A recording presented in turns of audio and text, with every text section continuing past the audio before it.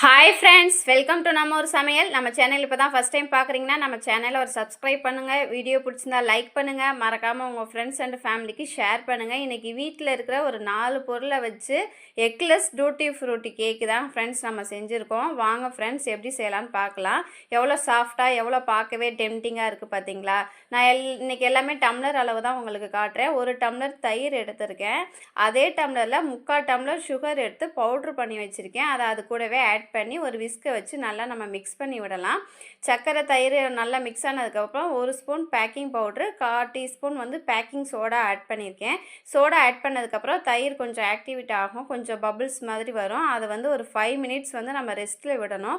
அப்படி விடும்போது கேக் நமக்கு வந்து நல்லா ஸ்பான்ஸாக கிடைக்கும். இந்த ஸ்டேஜில் ஒரு 5 மினிட்ஸ் வந்து ரெஸ்ட்டு விட்டுருங்க. இப்போ பாருங்கள், நல்லா பபிள்ஸ் வந்திருக்கு. இந்த ஸ்டேஜில் 1/4 கிளாஸ் வந்து நான் மைதா மாவு எடுத்து வச்சுருக்கேன். ஒரு டம்ளரும் ஒரு 1/4 டம்ளரும் எடுத்து வச்சுருக்கேன். அதை கொஞ்சம் கொஞ்சமாக அது கூடவே ஆட் பண்ணலாம்.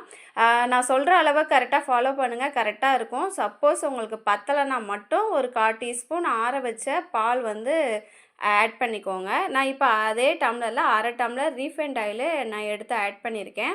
இப்போ எனக்கு அளவு வந்து கரெக்டாக இருந்தது, அதனால் நான் பால் சேர்க்கலை. உங்களுக்கு ரொம்ப டைட்டாக தெரிஞ்சிச்சுன்னா ஒரு 1/4 டம்ளர் கூட காய்ச்சி ஆற வச்ச பால் ஆட் பண்ணிவிட்டு கூடவே நம்ம விருப்பத்துக்கு தகுந்த மாதிரி டூட்டி ஃப்ரூட்டி ஆட் பண்ணிவிட்டு கூடவே வெனிலா எசன்ஸ் ஆட் பண்ணிக்கலாம். பைனாப்பிள் ஃப்ளேவர் வேணும்னா கூட உங்களுக்கு ஆட் பண்ணிக்கோங்க.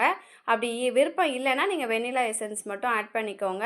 இது குக்கர்லேயும் நார்மலாக நம்ம பேக் பண்ணுற மாதிரி பண்ணலாம். நான் ஜஸ்ட்டு இது ஒரு 5 மினிட்ஸ் தான், ஓடிஜி சூடாகிறதுக்குள்ளே நம்ம மாவு வந்து ரெடி பண்ணிடலாம். பபுள்ஸ்லாம் ரெடி பண்ணிவிட்டு 180 டிகிரியில் 30 to 35 மினிட்ஸ் எனக்கு ஆச்சு.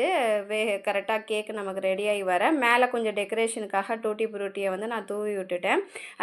ஒரு 35 மினிட்ஸ்க்கு அப்புறம் பார்த்திங்கன்னா கேக்கு செம்மையாக வந்து பார்க்கவே டெம்டிங்காக இருந்தது.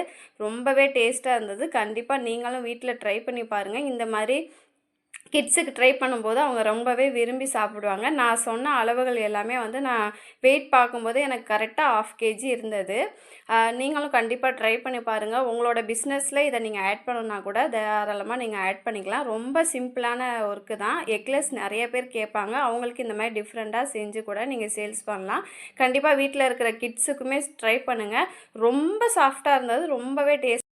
நீங்களும் கண்டிப்பாக உங்கள் வீட்டில் ட்ரை பண்ணி பாருங்கள். உங்களோட ஃபீட்பேக் சொல்லுங்கள். இப்போ நமக்கு விருப்பம், நமக்கு எந்த மாதிரி ஷேப் வேணுமோ அந்த மாதிரி கட் பண்ணிக்கலாம்.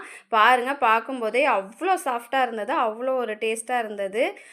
நீங்களும் கண்டிப்பாக ட்ரை பண்ணி பார்த்துட்டு உங்களோட ஃபீட்பேக் சொல்லுங்கள். வீடியோ இப்போ தான் ஃபஸ்ட் டைம் பார்க்குறீங்கன்னா வீடியோ ஒரு சப்போர்ட் பண்ணுங்கள், லைக் பண்ணுங்கள், ஷேர் பண்ணுங்கள், கமெண்ட் பண்ணுங்கள். Bye friends, next video